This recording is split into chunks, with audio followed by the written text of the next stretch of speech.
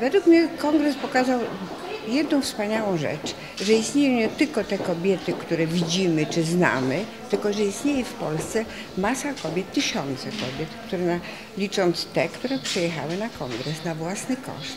I my same, te, które organizowały ten kongres, zobaczyłyśmy, jaka ilość kobiet z małych miejscowości, ze wsi, z różnych zawodów, o różnych poglądach chcą rozsądnie działać w samorządach, w polityce i uważamy za wielkie zwycięstwo kongresu, że się te kobiety spotkały po raz trzeci i żeśmy osiągnęli już pierwszy stopień, to znaczy ustawę kwotową, że 35% na listach wyborczych partii powinny być kobiety. My zachęcamy do głosowania na kobiety, jeżeli znajdziecie Państwo wśród tych kobiet kogoś, komu zaufacie.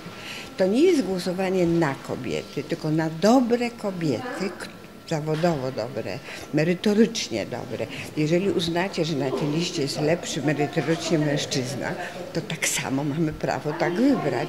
Ale nam się wydaje, że kobiety w polityce są bardzo potrzebne, dlatego że widzą trochę świat od innej strony i nie będą się zajmowały tylko sprawami kobiet. My jesteśmy przede wszystkim obywatelkami.